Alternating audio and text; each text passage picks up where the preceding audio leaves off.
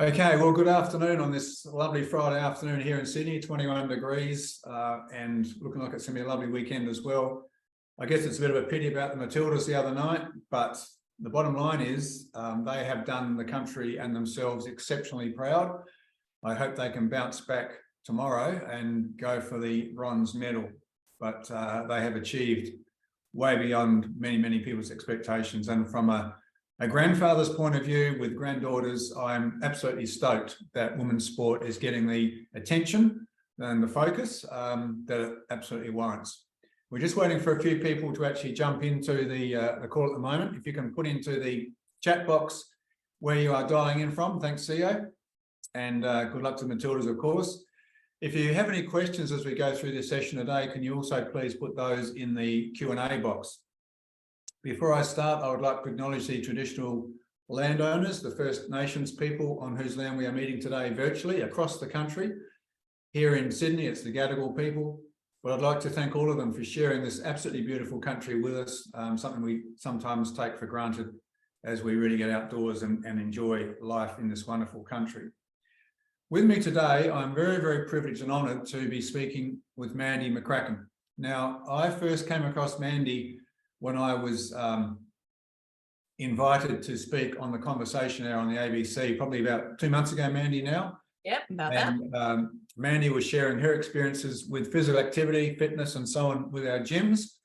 And it struck me that she would be a wonderful person to be able to talk to about her personal lived experience and also the reality of accessing our members' facilities, our PTs, etc., when you come with a disability into that sector. So Mandy, welcome, and thank you very much for sharing your time with us. You're welcome. Hello everyone. Okay, so Mandy, for those of you who don't know about you, perhaps you can just tell us, and I use the word disability in inverted commas because it's patently clear that you don't have a disability in many ways. Perhaps you can just tell us your story about where you are today. Sure. So I'm in central Victoria on Tuggeranong land, and my story, which we will be talking about today, started when I got sick with sepsis, and I lost my hands and feet to sepsis when I was 39 years old. So prior to that, I was really busy. I've done my corporate life. I moved on from that and had 3 daughters, and I was very active, doing a whole heap of aerobics was my thing before I got sick, which I absolutely loved because it was that adrenaline release that I needed to deal with 3 mad children, and what life's like when you're a stay-at-home parent was driving me nuts. And then, of course, I did actually get sick very quickly. I had no idea it was coming, no idea where it came from. And I just got sepsis one day, and I was in a coma for 10 days and I was in a hospital for 10 months. And sure enough, came home without my hands and feet. And I had to learn how to walk, and I actually had to learn how to swallow, like things were that tough for me. But since then, I've gone back to exercise. I've even rock climbed. I can ride a bike. Plenty of walking involved. The other sports I've done, I've tried tennis. That's really hard because I've literally got nothing to hold on to. It's all just been an interesting social experiment is what I call it. Which is still going on today. I've just come from the gym, so yes, I'm busy at it. Wonderful. Look, while I remember it, if our moderator will give me a nasty message in the Q&A if I don't remind you all that you are eligible for 1 CC point for this webinar. Mandy, I must admit, and I it's a bit embarrassing to say this, but when I was doing my research, I actually don't know what sepsis is. And so how do you contract it? Yeah, that's the problem. Nobody knows what sepsis is. And for my little community announcement today, sepsis kills more Australians than breast cancer, prostate cancer, and road toll combined. It's nuts. It's absolutely nuts. There's about 5,000 people each year that die from sepsis. but we don't know what it is because we often don't hear it. It is basically the body's reaction to an infection. So you can cut your finger, and if your body decides that it wants to, you can turn septic, which probably is a turn of phrase that we have heard before. You can turn septic, but you can get sepsis if you have a urinary tract infection, pneumonia, the flu. Mine was a streptococcal A bacterial infection. So sepsis can come on anyway, and it's basically your body shuts down because it's fighting this massive infection, and it attacks itself. So the first things to go are your hands and feet because it's trying to save your core. So if you are feeling really rotten, like, you know, you've been in bed for a couple of days and you just feel really, really rotten, get yourself off to an emergency department and ask them if it could be sepsis. That's the key takeaway, that everybody wants to get out there for sepsis awareness. And what was the trigger for your sepsis? I've got no idea. No, okay. I had a bacterial infection. So I just thought I had the flu. That's what I was presenting as, you know, gastro, diarrhea. I had a fever for a couple of days and I just felt really rotten. And then all of a sudden I just took this dive downhill and all hell broke loose, and they threw me in a coma and filled me with antibiotics and fluids. But I'm still here. So that's all that matters. Is that why doctors and surgeons often say get out of hospital as quickly as you can when you've had your operation, or is that just they want to save money? I think that's a different kettle of fish altogether. No, sepsis, you want to get in hospital as quickly as you can. You want to get antibiotics and fluids as quickly as you can, because if you can, it'll save your limbs and it will save your life. Yeah. Okay. When I was doing a bit of research for this webinar today, I read some of your earlier comments online, and just bear with me because it said after your initial operations you were very frustrated. You knew you had a choice to live or die. What drove you then to make that right choice? Gee, you're opening the big questions today. All right. Oh, look, I've always been pretty optimistic. And I think the internal dialogue that you have in your head is going to make or break you. And I'm sure all of the people on this webinar today know that really well. People, their clients that have got that optimistic frame of mind, I would imagine are probably much easier to deal with, I would imagine. But yeah, no, it's just really a choice. Like I was so sick that if I really wanted to, I could just give this up and let Mother Nature do its thing. But I was pretty determined that life was still worth living. And, you know, it was a frame of mind that I chose. And I thought, right, well, if this is going to be my situation, then I'll make it my thing and make it my strength. So that's what I did. So I think you just said you're in hospital for 10 months, was it? 10 months. Yeah, I didn't get home for 10 months. And there's a question in the chat. No, it wasn't meningitis. I got streptococcal A. Same but different, just a different bug. Yeah. Yep. Look, many people, I'm not sure that I could have actually survived 10 months and made the choice you made, to be quite honest. There must have been, apart from your personality, there must have been something which in the back of your mind let you overcome the little chat in your head about don't worry about this, just let it all go. There must have been something there that sort of said, no, this is worth fighting for, or there's somebody or there's something. Everyone wants me to say that I stay alive for my kids. One of my children can probably hear me, so I should say yes. But no, that wasn't front of mind. It really was, you know, as I had a counsellor came in and he said to me, you know, what's your conversation with God been like? And I'm like, wow, that's such a question. How's your conversation with God? And it's like, oh, wow, okay, we're going very deep.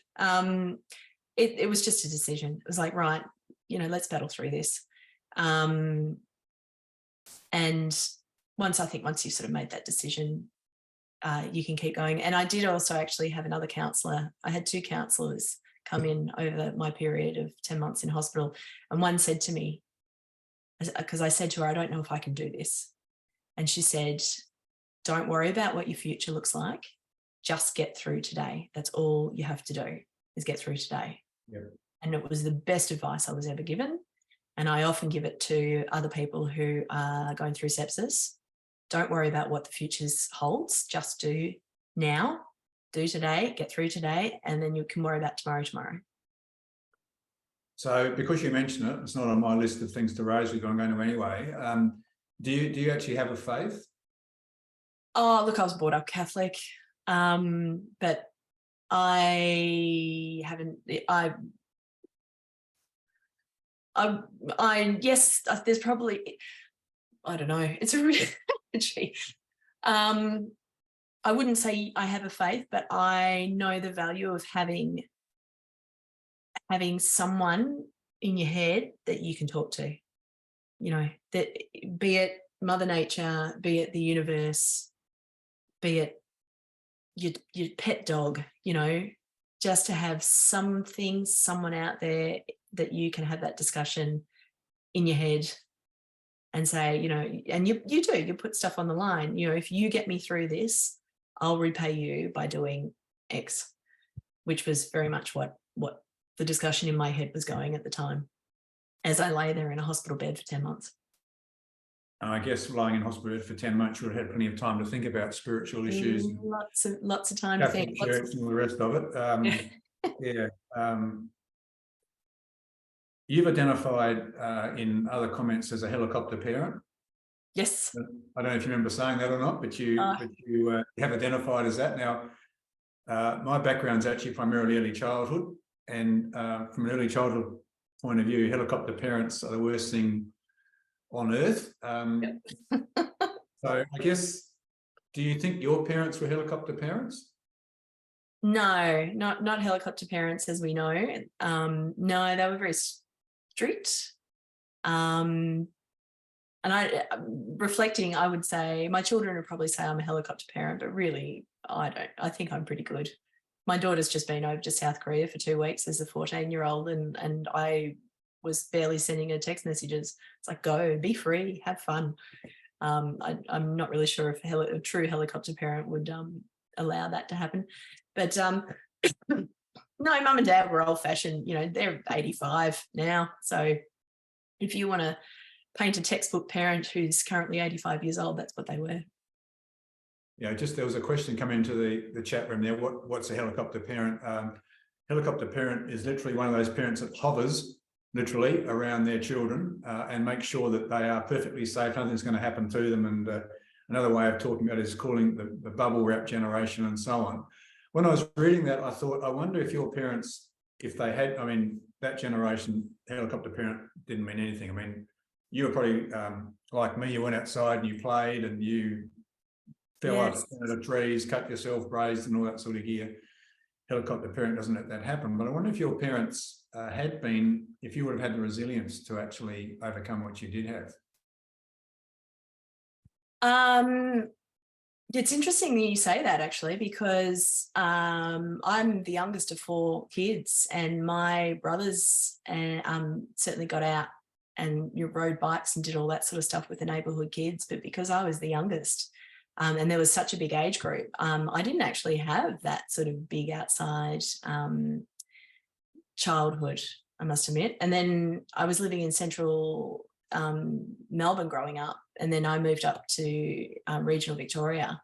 And so my own children had more time outside, jumping in puddles and collecting sticks. I think the resilience for me wasn't so much from that. It was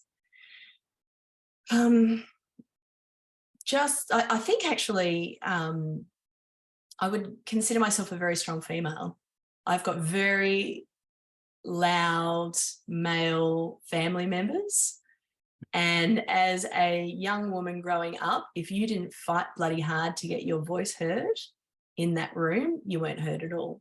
So I think actually my resilience probably came out of that. I was like, nah, bugger this, you know, if I'm going to do this, get out of my way and let's just move forward. Is probably where my resilience came from. I think there's absolutely no doubt, Mandy, that you are a very strong personality. It's there's no question about that. But just to digress for a minute, as an early childhood professional before, it really worries me when I read in research that over half of children under the age of 12 in Australia have never climbed a tree. Yeah. And that's sort of gear, and that's classic helicopter parenting at its worst. But anyway, that's taking us down another path there, I think. You also have observed that the lockdowns, and coming in Victoria, of course, well, you had the worst lockdowns, and Melbourne, of course, had the worst in the developed world, and our sector unfortunately copped a lot of that, in my view, quite unfairly. But it's happened now. It's been there. But you said lockdowns allowed everyone to reflect on the preciousness of our lives, and as a global community, we wallowed in the simple joys. Yes. What to you are the simple joys of life? I really miss having my kids jumping in puddles. That's one thing I used to love as a parent, was like, come on, kids, let's go out and get muddy and just walk down the street. I'm on a dirt road. We've got cows on one side of the road and horses on the other. And honestly, just going up and talking to the cows. Cows have fantastic personalities, if you have ever spent time with a cow.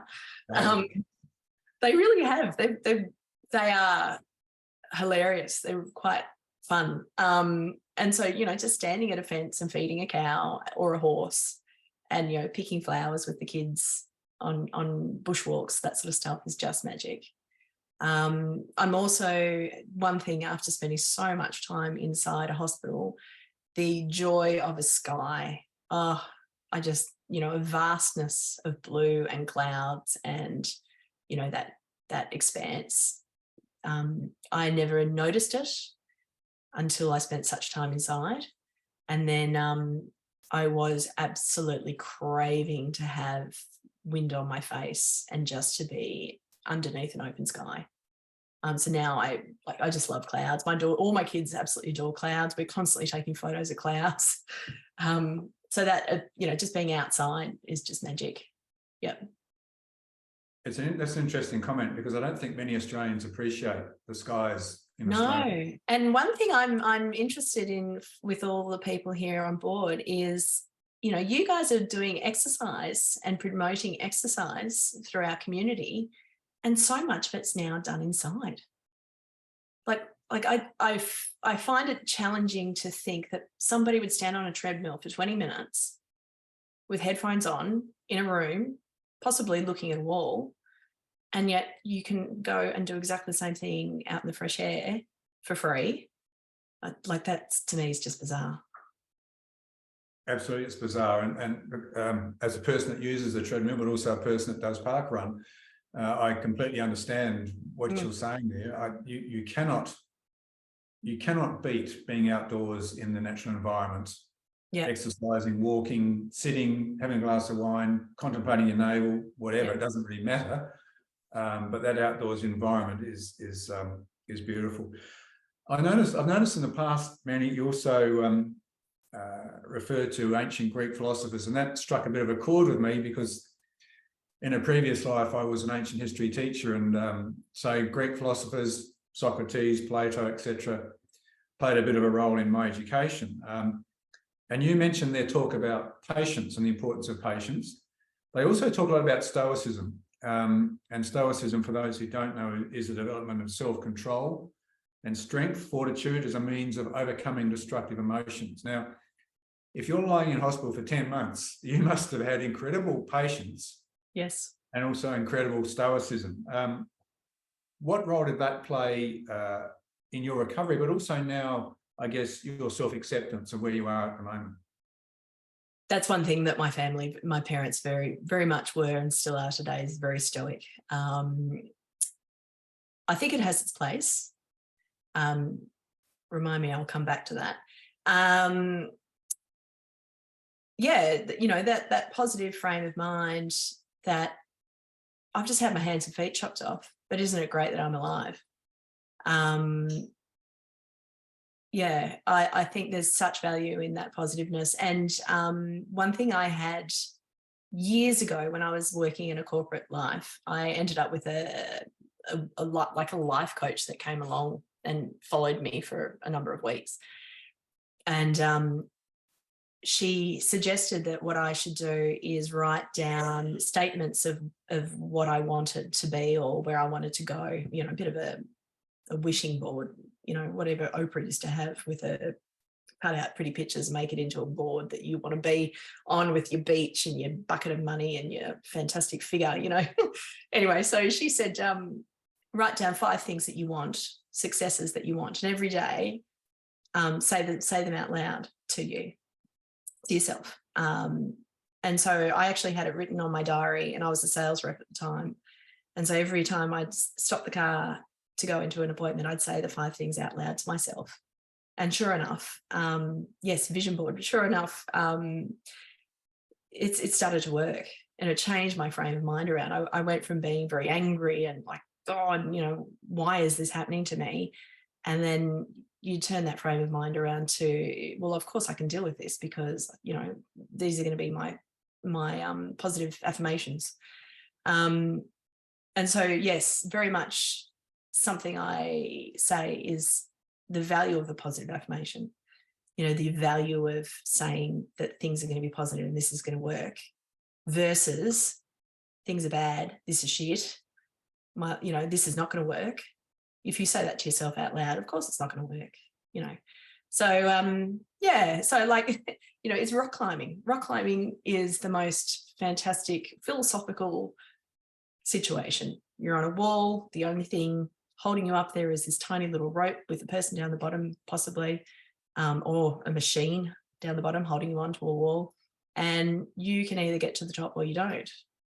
And, you know, one extra hand grab will be the difference between whether you get there or not.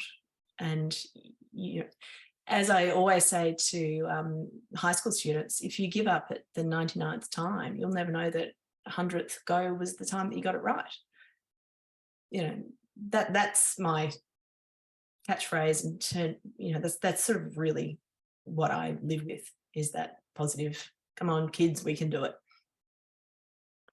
Just listening to you talk, I think you've missed your career. I think you should have been an early childhood teacher. Other people's children, I can't do it. No, because, you know, the early childhood, unlike post when you get into formal schooling, good early childhood teacher doesn't come from a deficit model. It comes from what you can do, not what you can't do. Yeah. And what you've just described is exactly that, you know, the glass half full as opposed to glass half empty, etc. Now, I know also that you've had some, when you came out, I think, of hospital, and your children were sort of learning to cope with their new mum and so on.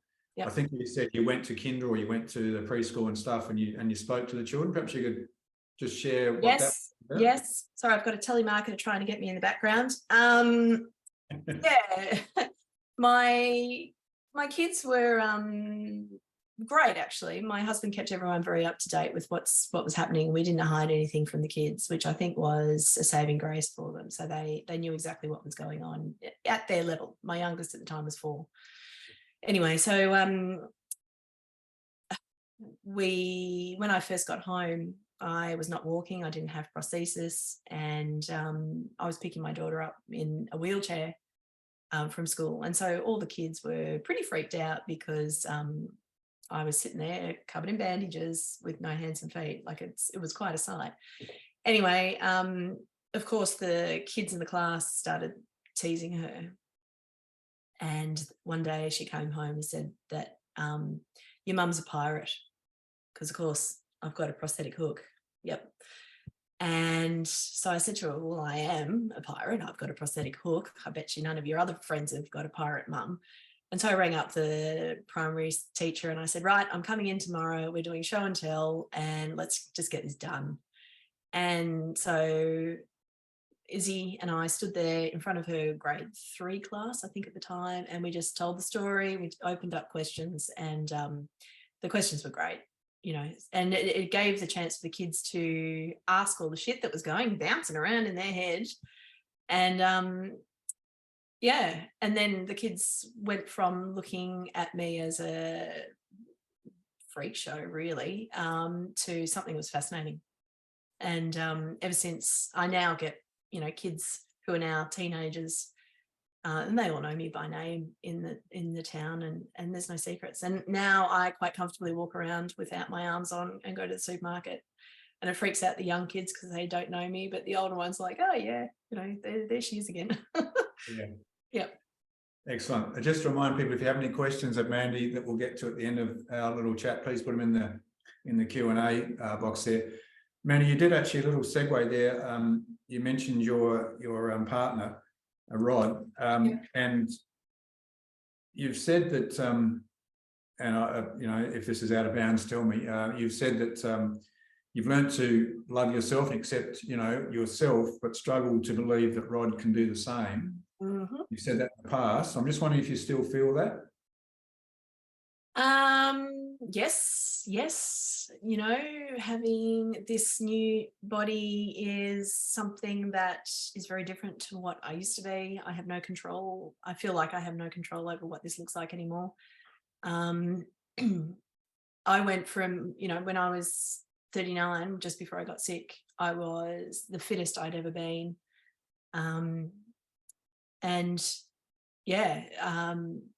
I miss those days. I really wish I could be back there, and I don't see how I can create that again. Like, my personal image of myself has changed so drastically, and I have had huge amounts of conversations with Rod about how I can't compete with, women in Lycra. Fit 25-year-old women in Lycra. I'll never be that again. And it's hard. It's really hard to come to terms with that. Yep. So what would Rod have to do or say or be to persuade you that that's not an issue? He has said that 1,000 times to me. Yeah. It's not for him to persuade me. It's a conversation I have to have with myself. Yeah. So is it more of a self-acceptance, yeah, rather than not accepting? Yeah. Like how do you go to a formal event and wear a ball gown? Well, not that I ever really do that anymore, but something like going to a wedding, like, to get dressed up in prosthetic legs that you can't wear heels in, and my arms are plastic, and like this, how do you make that look pretty? You can't wear a diamond bracelet. So, it's hard to polish this anymore. But that's okay. Like I've never been, and one thing I try and teach my girls is, your value is not in your appearance. Absolutely. Yeah. But, we all still like dressing up and looking good. Yeah, well, of course. But when I look at you, I see a very attractive, powerful woman. Thank you. Yeah. Well, that's I sort of just step over that part of my life and just move on. Yeah. Okay, so on a podcast I listened to that you did with Dylan Alcock, and I must admit there were some questions there that I'm not going to go down the path of. Thank you. But you did discuss body image, and one of the things you and I do have in common is we are both rangers, or carrot tops, or gingers, or Goldilocks, whatever you want to call it. Yes. Which, when you're a child, can be quite problematic when you start getting teased for it. But yep. Body image and self-acceptance, right from the start, being a redhead, obviously you had that challenge, but it's obviously huge for you now. How do you gain the perspective of the body image and that sort of, I mean, you've sort of talked about a little bit in a way now, but how do you put that into perspective? Well, thankfully for me, when I was growing up, Annie, the movie, came out, and she had a curly redhead afro, and so did I. So she was the height of style and sophistication when I was about 8. So that was helpful. Body image. I think the beauty of exercise, and having the likes of an exercise physiologist come and help you through whatever you're going through, that strength that you build up. And like, I've been dealing with an exercise EP since August, probably about 3 or 4 months. And the other day I walked up a hill that I've walked up numerous times, and I actually made it up this hill without barely noticing it. And I got to the top and I'm like, wow, that was actually really easy. I was like, oh, okay, well, I should keep this up then, shouldn't I? The value of that, your actual physical strength, I think can be the thing that you could swap for the tight ass instead. Instead of looking fantastic in Lycra, you can find the value and the enjoyment out of being that physically strong instead, which is probably what I would say, that, let's swap the body image for the body strength. Yeah, and everyone looks good in Lycra. I mean, we've all heard about the mammals on the bikes, and I tell you, yes, Lycra is not a good look for a lot of people. Mandy, I've had the absolute privilege of speaking with Chiara Pitt, Dylan Alcock, Kurt Fernley, and now you. And one thing that strikes me is the incredible strength of personality that's assisted you in dealing with, circumstances that most of us wouldn't even have nightmares about. And I'm sure you must have your black dog periods from time to time. yeah. But what advice, and this might be hard for you actually, because you've got this strength of personality, but what advice would you have to give to the people watching this webinar when the world throws up the shit that it does?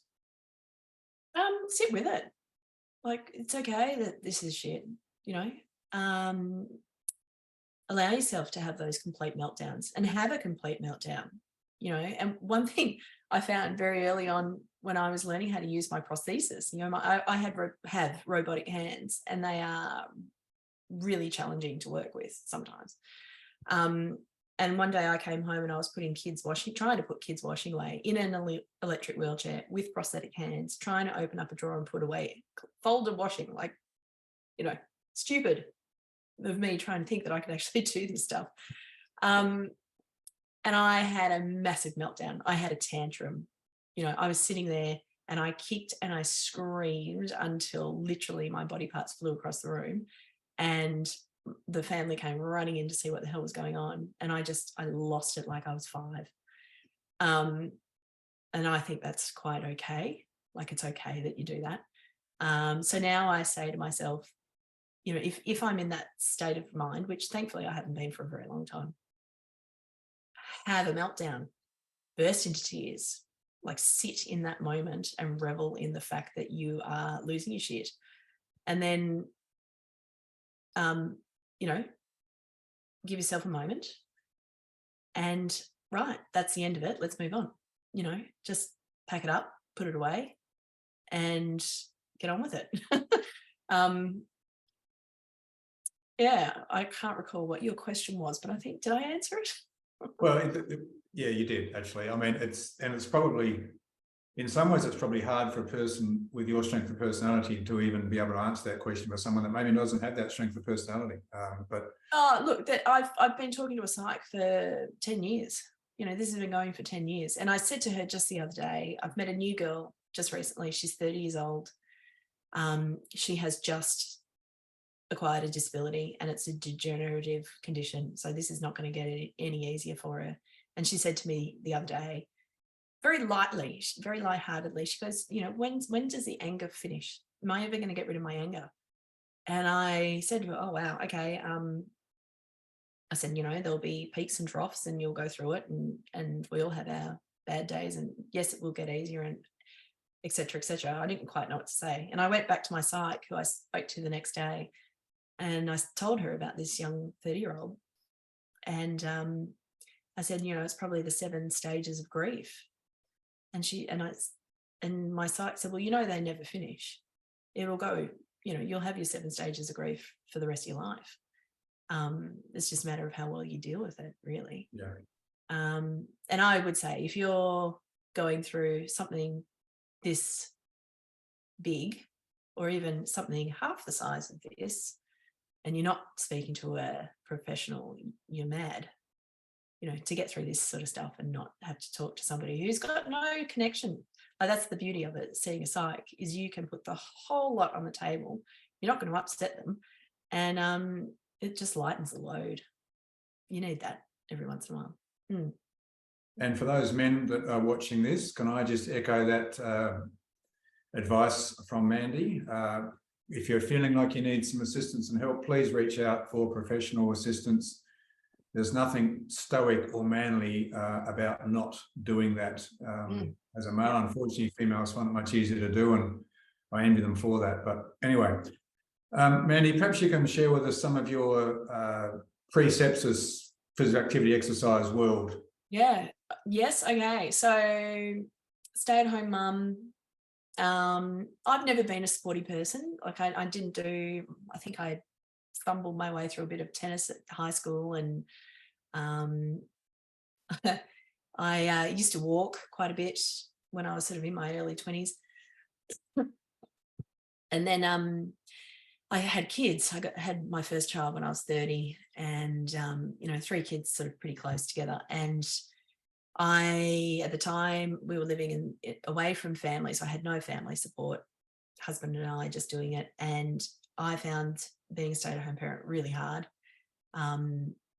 Emotionally, it was really challenging.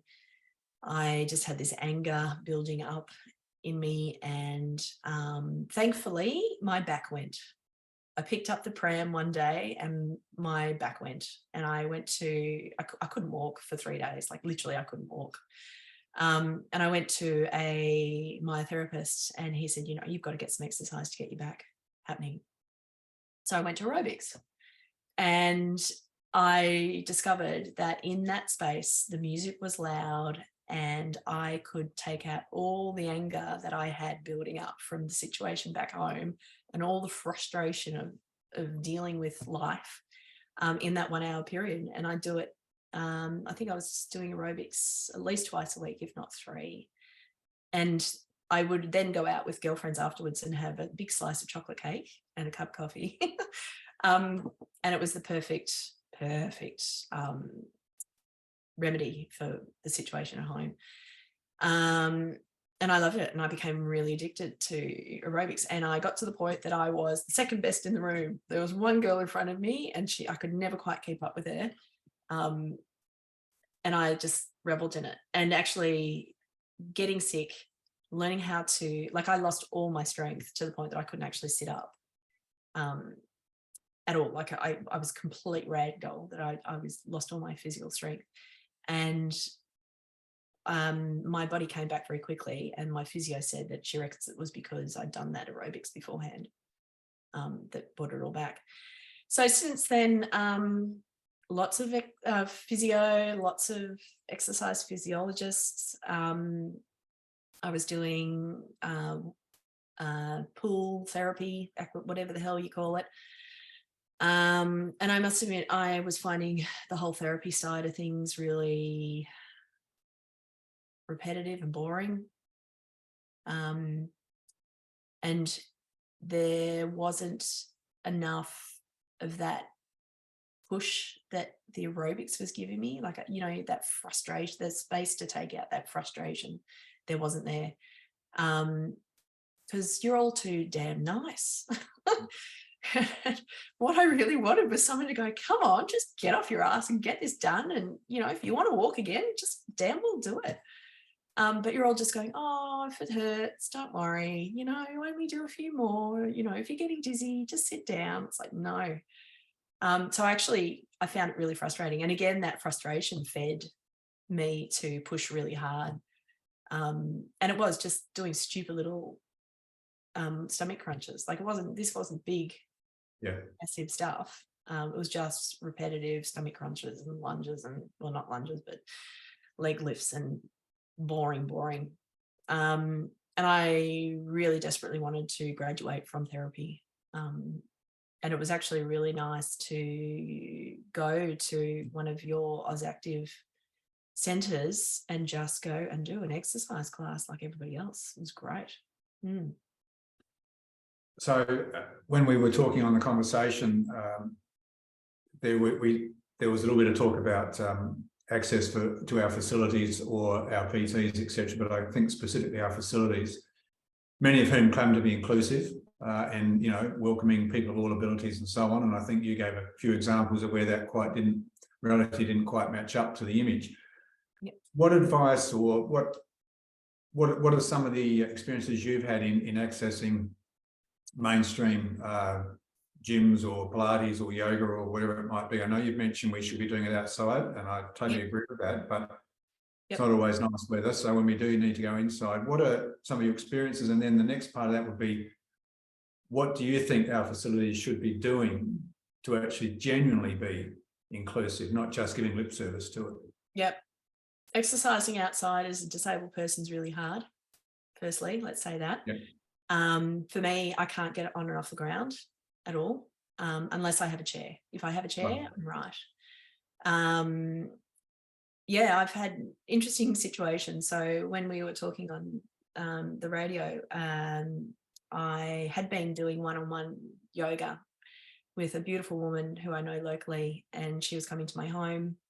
And thankfully, the NDIS pays for people to come to me and do one-on-one stuff. And so I felt that I'd graduated from her, and I went to a yoga class. I actually was going to her yoga class, and I arrived and she wasn't there, and it was her fill-in. And she saw me walk into class and she completely freaked. And because she knows me, the whole town knows me. And she just went, "I can't have you in my class. I can't do this." And I said to her, "Don't worry, it's fine. I just need a chair. I'll be right." No, I can't have you in my class. I can't do it. I don't know how to teach you. And that response was horrific. Like, how dare you decide that I can't do this? And I talked her down. I was like, come on, it's okay. I'll be right. Don't worry, it'll be good. And my husband and I went and did the class, just pushed through it. And I have not been back to her class since. So, the welcome at the door is the first step. Yep. And sometimes it's as simple as a chair in the room. You'd be surprised at how much you can do from a chair. You could do a full aerobics class from a chair. I've done a full aerobics class sitting on the floor without my prosthetics on. Disabled people are incredibly good at adapting to a situation. We do that for a living. So, having that conversation beforehand, and rightly so, as I said on the radio, I really should have not thrown that at her unannounced. I should have checked in before arriving, but it was just a situational thing. But, asking, what can we do? Do you need any help? And sometimes it's assuming that they don't need help. You'd be amazed at what we can do. And sometimes the help can be such a simple thing. Like, I've just done an hour worth of exercise at a gym using equipment, and I asked the EP once to change the handles on a machine. The rest of it I did completely on my own.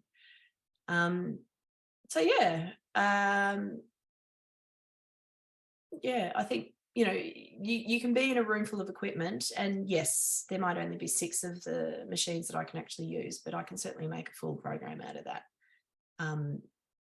that selection. Yeah. So some people with disabilities get quite annoyed if you actually offer assistance, not necessarily in the gym, but to do anything. They get annoyed, and they'll come back and say, "No, I can do it. I don't need your assistance," or something like that. In a gym setting, what advice would you give to a personal trainer who either has a client with some special needs, or observes a client with special needs that maybe they think needs some assistance? How do you broach that? Yeah. Firstly, don't hover. Nobody wants a hover. And just say, instead of maybe jumping in and helping, just say to them, let me know when you need some help. I'm always here. I'll, just yell out when you need some help, rather than expecting the disabled person to always need help. one thing we have in our family here, when I first came home, nobody was allowed to give me help. It was a rule that my husband put down, which actually worked really well. Nobody was allowed to give me help unless I requested it. So, if I drop something, don't come in, swoop in and pick it up. If I'm fumbling with something, don't come in and swoop and fix it. Let me fumble, let me struggle, because so much of occupational therapy is learning how to deal with stuff around you in the situation. So, just that very lighthearted, yell out when you need a hand, I'll be there. A lot of our, and AUSactive, and previous to that, Fitness Australia, I think, was very guilty in terms of the imagery we would have on our sites and social media and stuff, the beautiful people and the like that you mentioned before. What opinion have you got on that? Yeah, actually, I stood in front, I was at a university open day the other day, and after our conversation on the radio, and there was a sign on the lift, on the outside of the lift, that said, get active, take the stairs. And I said to my daughter, I said, I have just had a conversation about how that is not inclusive. Yep. And I don't know how you would turn that around. Like, you guys are trying very, very hard to make our lives all better, the norms, life be in it message. And yeah, we should all take the stairs if you can. I don't know. If you can, brackets underneath. The lift's always available. Or Mandy McCracken, this doesn't apply to you. Yes, it doesn't apply to 20% of the community. I don't know. Yeah. There were a question that actually came up in the chat while we were chatting. Mandy, do you ever feel pain? Yeah. I've got a sore shoulder at the moment because I've overdone it at the gym. I feel pain because I did a Zumba class on Wednesday night, and it's a lot of sort of stomping on the spot, and sometimes your prosthetic hits a bone too regularly. No, I'm pain free at the moment, thank God. I do get phantom pains occasionally. It feels like somebody's stabbing my toes that don't exist. Yep. That's always fun. No, pains, thank God. Yep, I'm good. Tell us about the Quad Squad. Yep. So the wonders of social media, actually, it started from television. I was lying in bed at the Alfred Hospital. I just had my legs amputated, and there was a fellow called Matthew Ames on the TV, and he had his limbs amputated 12 months before I did. And, Australian exciting television, Channel 7 did a story on him. Anyway, we got in touch, and he finally came down to Melbourne, and we met him, and then we met in a pub up in Queensland, probably 12 months later, and he brought along another quadruple amputee that he knew from Brisbane. So there's the three of us, Matthew, Corinne Barrett and myself, surrounded by our family, like people everywhere. And we were literally pulling our body parts off and leaving them on the table so that we could eat. And we killed ourselves laughing. We were just telling stories about, how many lasagnas did you get? I got 7 at one stage, just all the bizarre things that we've dealt with over that period. And we all laughed and laughed and laughed. And the kids and the family, we relaxed. It was great. It was really good. And so we said, we must keep this up. And sure enough, each of us knew another amputee, another quadruple amputee, someone in Melbourne, someone in Sydney, somebody got a phone call. I was like, right, we've got to start a Facebook group, which we did, and we called it the Quad Squad. So now I've got 400 quadruple amputees from around the world. We talk to each other on Facebook. And we've got together, the Australians have got together 3 times as a big group. There's about 50 of us. And we just share, how do you do this? How do you undo a bra? How do you put your hair up in a ponytail? How do you chop an onion? And it's the most invaluable information, to the point that I've now started a charity called Get Started Disability Support Australia. And our plan is to bring disabled people together in their community so they can have the same conversations. How do you get onto the train at the local train station? Where's the best coffee shop with a disabled toilet? Who knows a good primary school primary school that does a, inclusive program? Where's the best gym? That sort of stuff. It's so invaluable. So it started off as a group of us getting together in a pub, and now I'm starting a charity that we hope to take Australia-wide. Fantastic. And Look Mum, No Hands, the podcast. Was a lot of fun. I went to Melbourne for 2 years with my eldest daughter when she had a midlife crisis during COVID and changed schools. And I basically had to live as a single parent, which was terrifying. And I'd been given an offer from ABC to make it into a story. So I made a 6-part podcast about what all that looked like, from literally packing boxes and setting up a house through to finding friends in a neighbourhood I'd not met and freaking out the neighbourhood each morning, sitting out on my balcony drinking coffee with no hands on. Yeah, it was great. So make sure you look it up. ABC, you should find it on their website. Yeah. So Look Mum, No Hands. And I did read a bit of a story about that in one of the weekend paper magazines a couple of years ago. And I think your daughter seems to be very much like you, actually, Mandy. She's quite forthright in what she was saying. And if you can find that on the web as well, it's worth reading. Mandy, I've got to say, this won't mean anything to you, but it certainly means something to me. I've been doing these webinars for some time now, and I look at the participants on the bottom, look at the chat and the Q&A. Not one person on this call, on this webinar, has dropped out since we started. No, marvellous. You're all there. How many people do we have? We've got 112 there. Oh, hello. And this is the first webinar I've done where people haven't dropped off. Oh, look at all the little love hearts. Love it. So there you go. That tells you the strength of your story and the strength of your personality.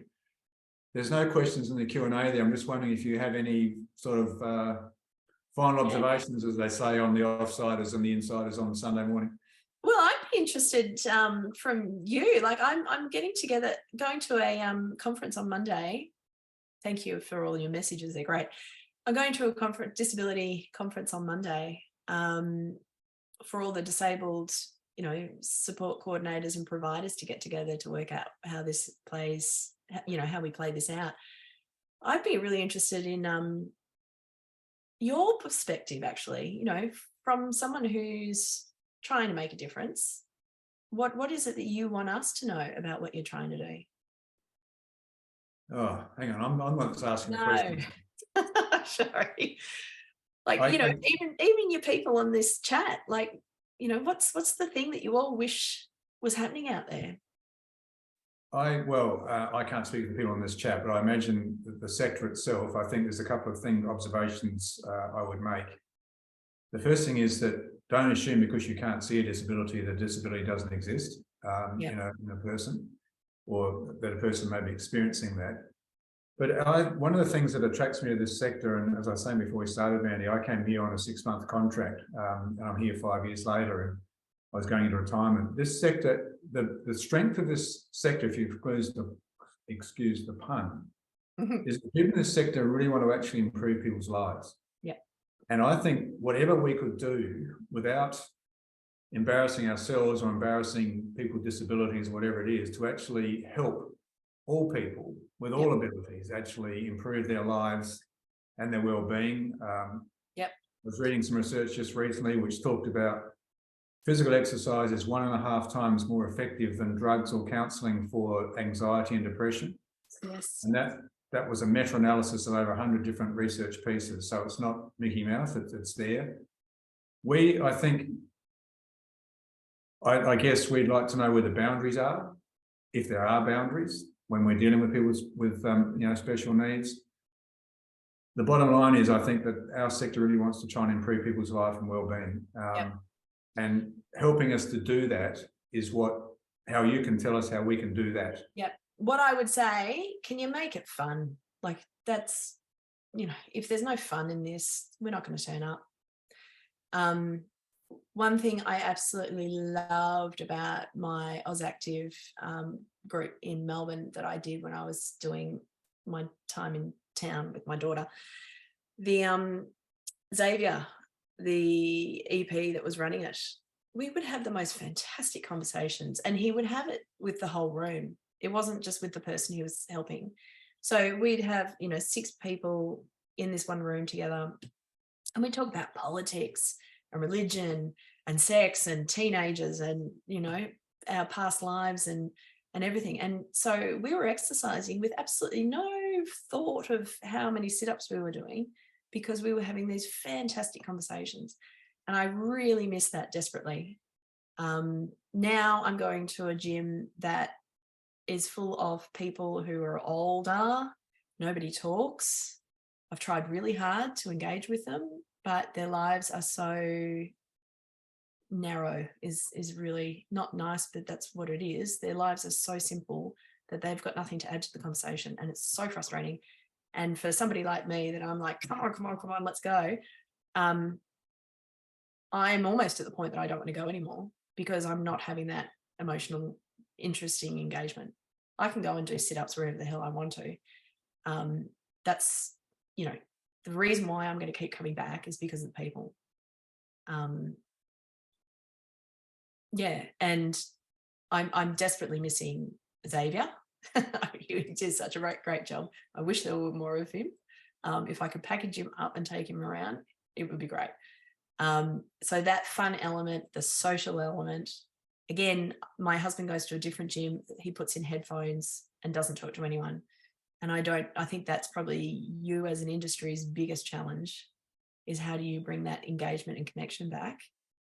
And I think the beauty of like these AUSactive groups is, it's not just for the gym junkies to put their headphones in. Like you've got this opportunity to engage people in community building. And that's going to be the real key to get people like me with disabilities out the door. Because I think, sometimes you need an excuse not to go. And if you get offered those excuses, that's when people don't turn up. I'm really hoping that the industry's attitude that people go to a gym to look good is passing, and that we understand and appreciate that people go to a gym to feel good.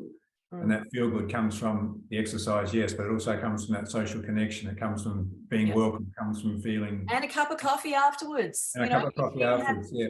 If you go, right, here's, a class of 10 people, come on everybody, let's go out for a coffee. Well, I'll be there all day long. That'd be fantastic.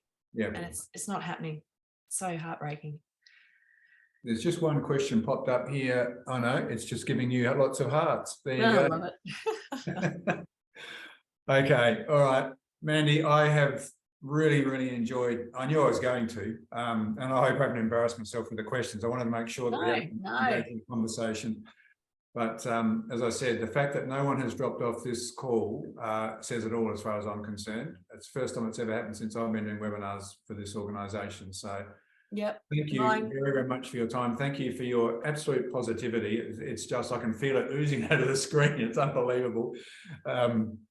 And I wish you and Rod and the kids all the best.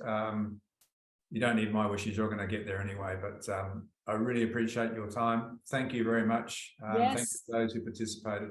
And I look forward to seeing you and all your members out there helping us to get some more stuff going for people with disabilities. And well, I tell you what, if you come across it where it's not happening, please contact me and tell me where it's not happening and let me try and intervene. Yeah, all right, you're on. Sounds like a plan. All right, thanks, Barrie. Thanks, everyone. Nice to see you all. Let's go.